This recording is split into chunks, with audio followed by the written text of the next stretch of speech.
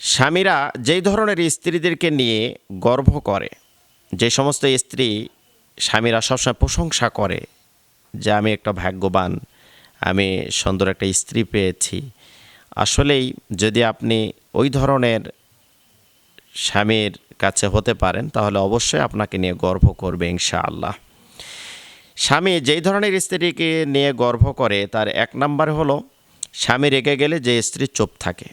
যত কঠিন পরিস্থিতি হোক, যতই বোঝাপড়ার মধ্যে সমস্যা হোক, ঝামেলা হোক, যদি স্বামী রেগে যাওয়ার পরে কোনো স্ত্রী চুপ থাকে, তাহলে যতই রাগী স্বামী হোক না কেন, এক সময় দেখবেন সে চুপ হয়ে যাবে, সে অনুতপ্ত হবে, সে নিজেকে বোঝার চেষ্টা করবে।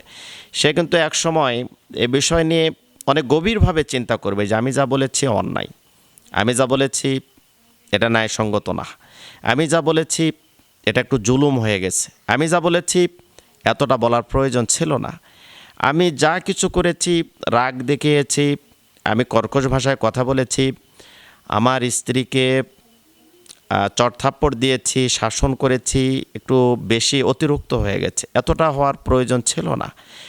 আপনি যদি চুপ থাকেন, দেখবেন কিছু স্ত্রী, কিছু মেয়েরা, কিছু নারী স্বামীর হাতে প্রায় নির্যাতিত হয়, প্রায় পিটনি খায়, প্রায় স্বামীর হাতে চড়থাপ্পড় খায়। এর অধিকাংশ নারীদের এই নির্যাতিত হওয়ার পিছনে কারণ হচ্ছে, সবচাইতে বড় কারণ হচ্ছে মুখে মুখে তর্ক করা, রাগকে নিয়ন্ত্রণ করতে না পারা। স্বামী একটা কথা বলে, স্ত্রী তিনটা বলে, স্বামী তিনটা বলে, স্ত্রী পাঁচটা বলে।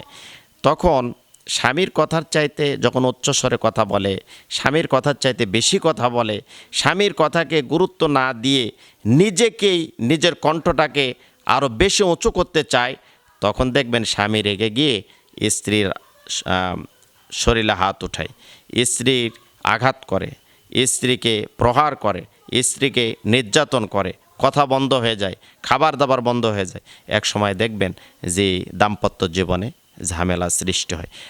আর ওই স্ত্রীর প্রতি স্বামীরা কিন্তু বেশি দুর্বল হয়, যারা বাইরে থেকে আসে, চাকরি বাকরি করে আসে, বিভিন্ন জায়গা থেকে আসার পরে ওই স্ত্রীগুলো তাদের কাছে সর্বপ্রথমে স্বামীর কাছে এগিয়ে যায়, তোয়ালা নিয়ে যায়, পানি নিয়ে যায়, খাবার দাবার নিয়ে যায়, কেমন আছো এটা জিজ্ঞেস করে, বা যত ডিপ্রেশনে, উৎকণ্ঠায়, কষ্টে থাকুক না কেন, বাইরে থেকে আসলে তাকে সান্ত্বনা দেওয়া, তাকে ধৈর্য ধরার কথা বলা, তাকে সাহসী করে তোলা, তাকে বিভিন্ন ডিপ্রেশনের সময় তার পাশে থাকা। এই ধরনের স্ত্রীদেরকে স্বামীরা বেশি পছন্দ করে এবং ওই সমস্ত স্ত্রীদেরকে নিয়ে স্বামীরা গর্ব করে, এক নাম্বার।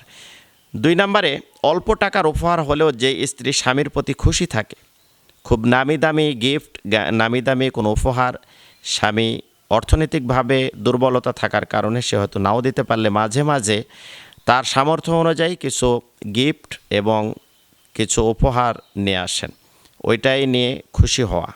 শাড়ি, মেক্সি, থ্রি পিস, উচ্চ বিলাসী হয়তো আপনাকে দিতে পারেন না, কিন্তু যতটুকুই পারেন ওইটা অনেক পরিশ্রম, ঘাম, ত্যাগ তিতিক্ষা, অনেক স্যাক্রিফাইসের মধ্য দিয়ে, অনেক কষ্টের মধ্য দিয়ে আপনার জন্য হয়তো অনেক খুশি হবেন বলে নিয়ে আসে।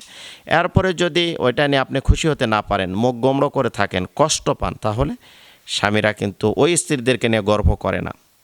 স্বামীরা তাদেরকে নিয়ে গর্ব করে যারা অল্পে তুষ্টি, অল্পেই শুকরিয়া আদায় করে।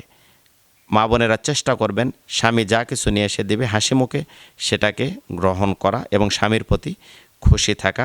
ওই ধরনের স্ত্রীর প্রতি স্বামীরা কিন্তু গর্বের সাথে আনন্দিত থাকে।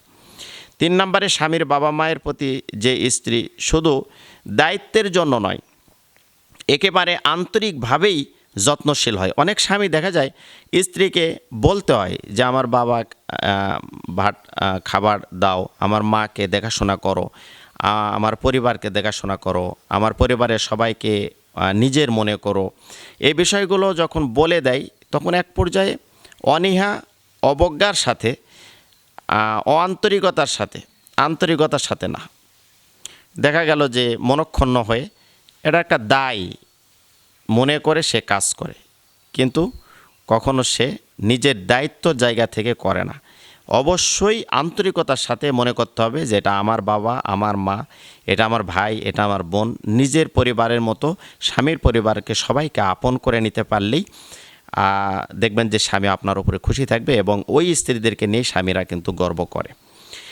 4 নম্বরে, স্বামীর উপার্জিত অর্থ যে স্ত্রী বুদ্ধিমত্তার সাথে ব্যয় করে, অপচয় করে না, খরচ করে না এবং স্বামীর টাকা পয়সা আত্মসাৎ করে না, স্বামীর বাড়ির বিভিন্ন জিনিসপত্র, মাল সামানা, টাকা পয়সা গোপনে নিজের মা বাবার বাসায় পাচার করে না, পৌঁছায় দেয় না। এরকম অধিকাংশ মা বোনদেরকে দেখা যায় যে স্বামীর বাড়ির টাকা পয়সা নিয়ে গিয়ে বাবা মার টেনশন চিন্তা করে যে বাবা কী খাচ্ছে, মা কী খাচ্ছে। বা হ্যাঁ, আপনি স্বামীর সাথে পরামর্শ করে আপনার বাবা মা যদি দরিদ্র হয়, অভাব অনটনে থাকে, কষ্টে থাকে, তাহলে অবশ্যই আপনার স্বামী যদি সচ্ছল হয়, সেরকম পরিবারের হয়, টাকা পয়সাওয়ালাও হয়, অর্থনৈতিক দিক দিয়ে যদি ভালো সাপোর্ট থাকে, আপনি স্বামীর সাথে পরামর্শ করে বুদ্ধিমত্তার সাথে, বিনয়ের সাথে, নম্রতার সাথে আপনি আপনার বাবা মাকে সাপোর্ট করতে পারেন। কিন্তু স্বামীকে না বলে আপনি আপনার বাবা মাকে অর্থনৈতিকভাবে বিভিন্ন জিনিসপত্র দিয়ে যদি সাপোর্ট করেন, হেল্প করেন, ভালোবাসেন, আন্তরিকতা অতিরিক্ত দেখান, অতিরিক্ত স্বজনপ্রীতি দেখান, আর স্বামীর কানে যদি এই কথাগুলো যায়, স্বামী যদি রাগ করে, মন খারাপ করে, এর জন্য কিন্তু আপনাকে জবাবদিহি করতে হবে এবং আপনি গুনাহগার হবেন। এই জন্য সবসময়ের জন্য স্বামীর সাথে পরামর্শ করে, পরামর্শের ভিত্তিতে আপনি দান করবেন, পরামর্শের ভিত্তিতে আপনি আপনার বাবা মাকে সাপোর্ট করবেন, ভাই বোনকে সাপোর্ট করবেন। তাহলে দেখবেন যে আপনার দাম্পত্য জীবনে কলহ সৃষ্টি হবে না, অশান্তির সৃষ্টি হবে না, সুন্দর একটা পরিবেশ তৈরি হবে, স্বামী আপনার উপরে খুশি থাকবে। আর আপনার মতো স্ত্রীদেরকে নিয়েই আপনার স্বামী কিন্তু অনেক সময় বিভিন্ন জায়গায় দেখা যায় যে গর্বের সাথে বলতে পারে যে না, আমার স্ত্রী আমার কথা শুনে, আমার আনুগত্য করে এবং আমার সাথে যথেষ্ট সে আমাকে সম্মান করে, আমার সাথে সার্বিক বিষয়ে ভালো ভালো কাজে সাপোর্ট দেয়, ভালোবাসে, আন্তরিকতা, সব সময়ের জন্য আমাকে সান্ত্বনা দেয়। এই ধরনের স্ত্রী হওয়ার চেষ্টা করবেন। আল্লাহ সুবহানাহু বারাক তাআলা স্বামীর প্রতি নম্র, ভদ্র, বিনয়ী এবং স্বামী ভক্ত হওয়ার প্রতিটা মা বোনকে যেন এই মানসিকতা দান করেন। আমিন।